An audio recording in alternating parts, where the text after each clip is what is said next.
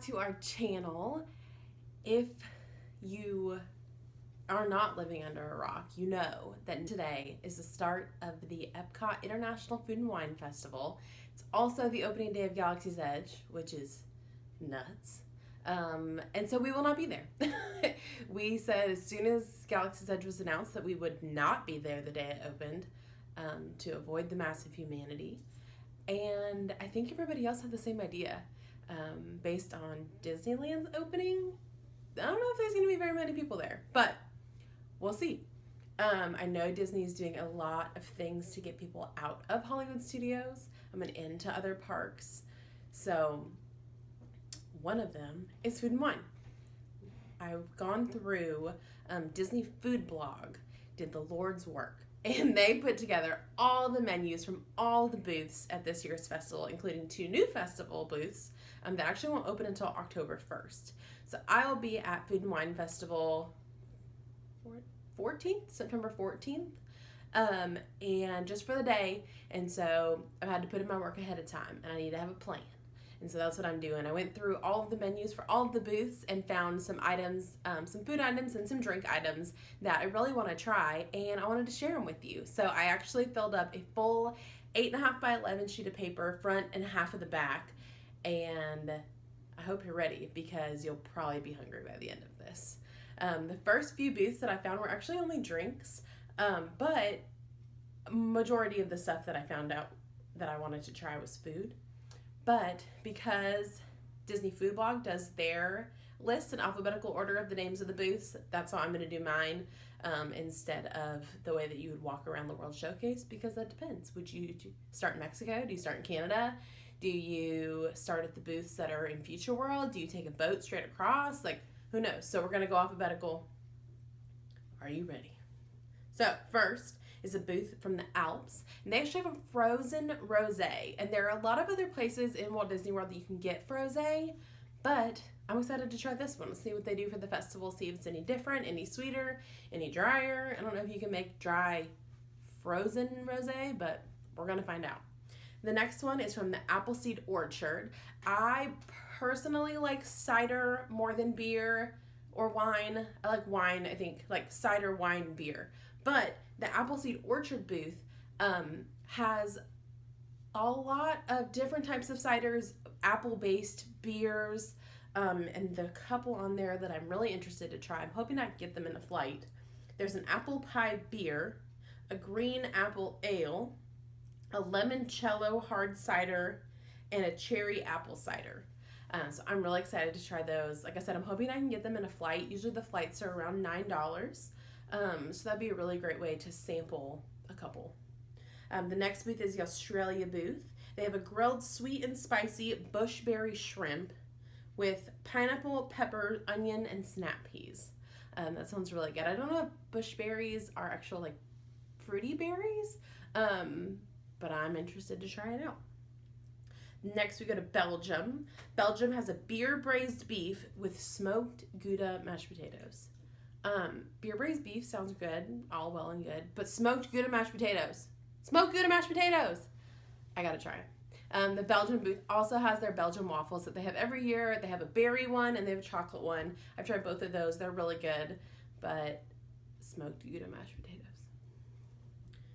Next is Brazil. They always have their Brazilian cheese bread, which I've actually never had, but I've heard amazing things about. Every year everybody they rave about it. So I think this is going to be my year. I have to try it. And then last on my first half of my page is from the Brewers Collection booth. They have a pomegranate beer that's actually made by the same people who brew the grapefruit beer. And we love the grapefruit beer. So I think I'm going to have to try this pomegranate beer. A lot of times what my issue is at Food and Wine is that a lot of these things are hot or savory, and it's sweltering in South Florida at the end of August, early September, actually like most of September.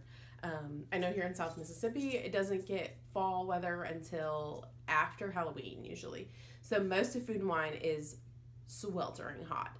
So I usually like to try fresh items or cool items, and this pomegranate beer sounds refreshing and right up my alley. The next pavilion is the Canada Pavilion, or not pavilion because it's a booth. But they have their 2 like 5-star items that everybody either loves or says, might not be worth it. But I've never tried either of them. So the first one is their cheddar and bacon soup with a pretzel roll. And the next one is the Le Cellier wild mushroom filet mignon with a truffle butter sauce. Which, that sounds delicious. And I think it's closer to $9, like 9-ish, maybe a little more. And so a lot of times people say, yeah, it's good, but it's either not good enough for the price or it's not a big enough portion for the price. So I'm traveling with a large group, not large, maybe like 6 people, 5 or 6 people. So I'm hoping maybe somebody else will get it and then I can try it. From the Cheese Studio, they have a sparkling blueberry wine. That sounds really good and really refreshing. In the China Pavilion, they have the black pepper shrimp and garlic noodles, which we got last year and we really, really loved. Depending on what else I get, if I'm hungry, I'll probably get it again just because it was that good. But I'd rather try new things. The Chocolate Studio has a dark chocolate raspberry tart with whipped cream. I don't have a lot of dessert items on my list, but that is one that I definitely want to try. Chocolate and orange is like my favorite combination of flavors, but chocolate and raspberry is a high second place. Next up is the Coastal Eats booth. They have a crab cake with cabbage slaw and avocado lemongrass cream, which I've heard nothing but fantastic reviews of. And again, it's another one of those like fresher items with the coleslaw and the avocado lemongrass, something that'll be refreshing on those hot Florida days. They also have a shrimp and scallop scampi dip with a sourdough baguette. I love shrimp dip. I love shrimp dip, fish dip, smoked salmon dip, all of the above. It'll depend. If it's served hot, I might not get it just because it's kind of like heavy for a hot day. But if it's like served room temperature or chilled, that'll be really, really good. And then the third item from the Coastal Eats, I think this is the only booth that I wanted to try all 3 items. They have a Pacifico striped bass tostada with a coleslaw and a fire roasted tomatillo sauce. That one sounds really good. I might get everything from that booth. We'll see. From Flavors from Fire, they have a chimichurri skirt steak on a smoked corn cake with pickled veggie slaw and cilantro aioli. This one was at the festival last year, and my issue with some of these dishes is there's like one thing that I don't like. And so I'm trying to like be adventurous, and the skirt steak sounds awesome, smoked corn cake sounds awesome, but I'm not like 100% on the pickled vegetables. I don't really like pickled things. I don't like pickles. I don't like vinegar.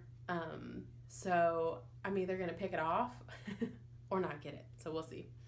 And then from the France Pavilion, of course, the Passion Martini Slush. Always a must get at the festival, especially because we'll be on a bachelorette trip. So you have to have a pink slush. From the Hawaii booth, there's a Kahlua pork slider with a sweet and sour pineapple chutney and spicy mayo. They also have a teriyaki glazed Spam hash with potato, peppers, onions, and spicy mayonnaise. I'm gonna need both of those. From Hops and Barley, there's a New England lobster roll. That's another one that I've heard nothing but amazing things about, and I'm really excited to try. From the Caribbean booth, there's a jerked spiced chicken with roasted sweet plantains and a mango chutney yogurt sauce. It sounds really, really good. And then from Japan, they have their teriyaki steam bun. That's something that, again, that we always get. It's really good. And we don't usually eat steam buns. We don't really have a place like local to us that makes them. So they're fun for us to get when we're in Disney. The Simmering Sips booth is the mimosa booth. They have some... I have to try these things. There's a tropical mimosa, which has the pog juice, the pineapple, orange, and guava juice you can get at a lot of resort breakfasts.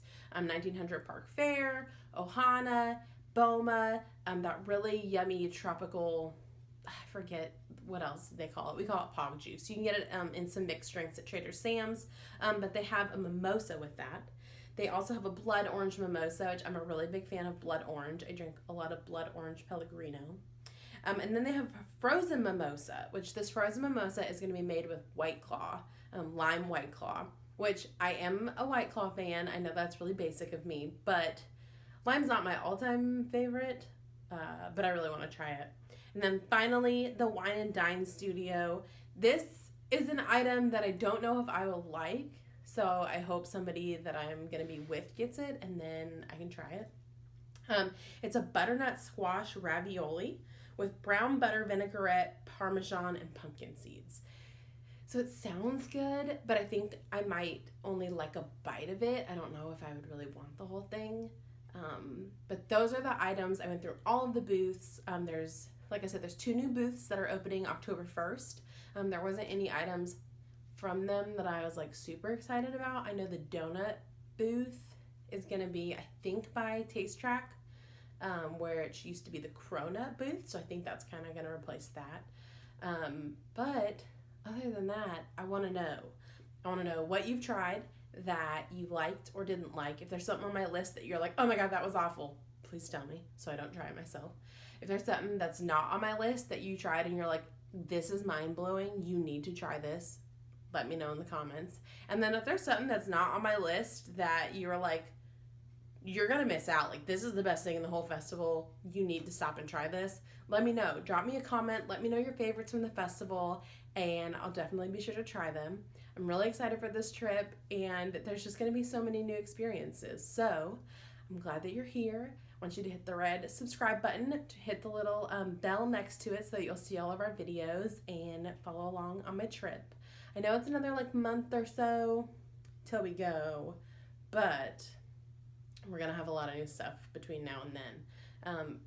Some people have reached out to me on Instagram and asked me about planning trips, like planning girls' trips or bachelorette party trips, because this is going to be the second one that I've done. So if that's something that you're interested in, let me know, let us know, and I'll definitely be sure to make some videos or blog posts or however you'd like that information. I'll be happy to share it. We've had some really, really, really great trips, and there's a lot of tips and